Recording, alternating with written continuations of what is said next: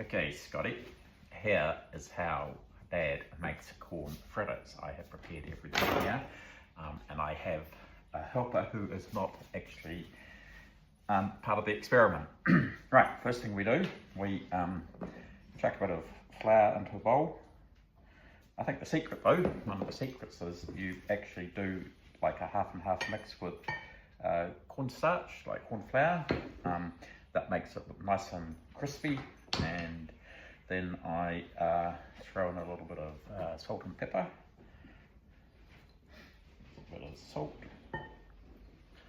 a bit of pepper. I'm being lazy, I'm using black pepper when it could be white, but that'll do. And to make them rise a little bit, you throw in some baking powder. Now I have to say I'm not big on measuring these things, so I'm just going to put in about a teaspoon. There we go.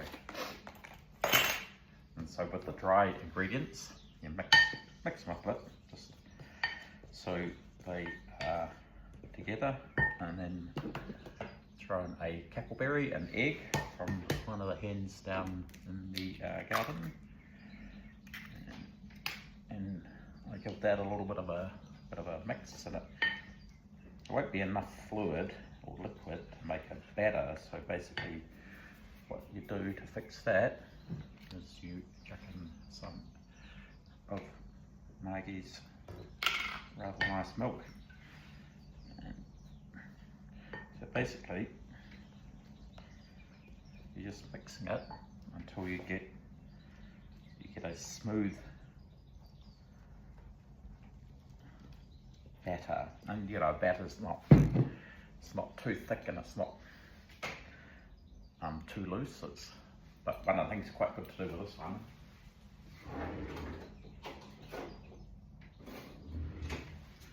get all the lumps out, is using a whisk. So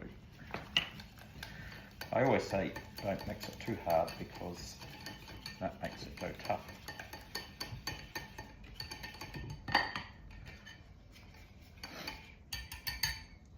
That's about right. It's slightly, you can see it's probably a little bit loose, so I might just, that means I put in too much milk. So just throw a bit more flour in.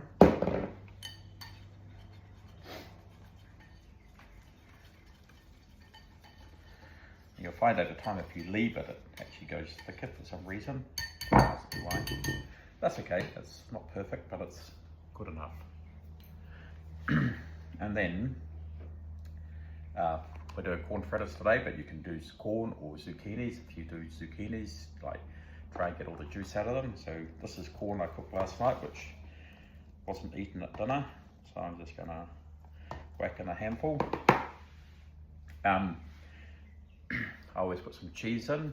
So today I'm using halloumi, which I've already grated up, but you can use like feta's quite good, or parmesan's good. That makes it, parmesan makes it nice and crispy, because we got lots of this. I'm throwing that in.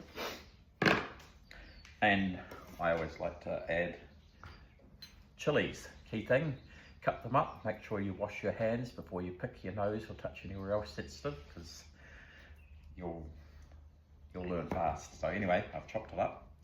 I've got quite a lot of chilies, which might be a bit too much mum, but that's right. And I have also taken some mint out of the garden, chop that up.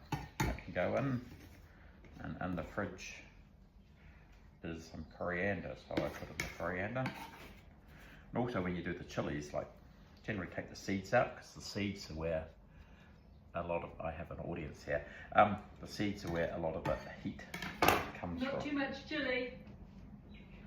As much chili as you want. And so here we go, we're going to mix that up. Just get a good, I'm just using a spatula and just sort of like folding it rather than giving it a big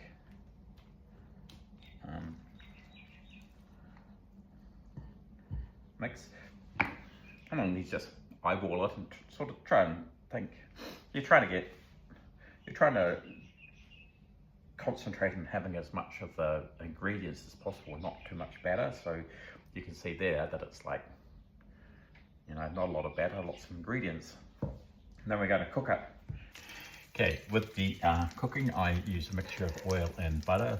Butter adds a bit more flavour. Today I'm using the grapeseed oil. It's grown in New Zealand stuff, which is quite good, but you can obviously use olive oil as well.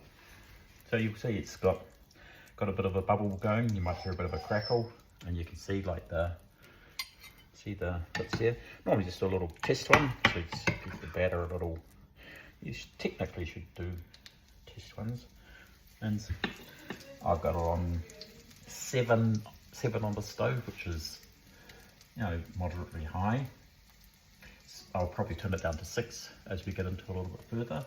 So basically what you're waiting is for it to cook, and you'll find that it gets little air bubble holes come in, and when it gets to that stage you can look at flipping it.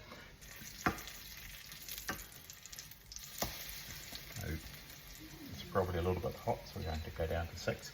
Nice golden brown colour, so that's partly the butter gives you that. Cook a few more. Trying to, you know, and if you're in a restaurant, you'd be trying to get equal sizes every time, but this is not a restaurant. Although some people think it is. And it's nearly 12 o'clock, and generally these days Andrew comes home at lunchtime for lunch, and so, you know, maybe he's going to be in luck today. And here we have, you know, what should not happen in the kitchen. More tree tomato chutney to go with it. She wants tree tomato chutney. Had to make that too.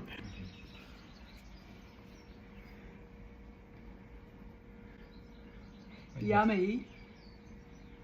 I'm happy. Just eat it.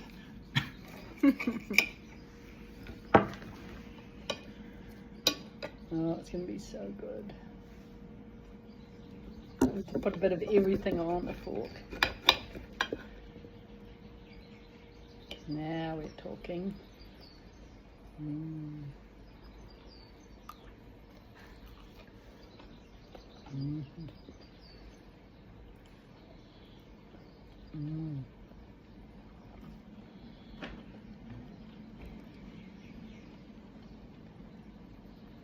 Oh, you don't not to talk with your mouth full, that's quite good.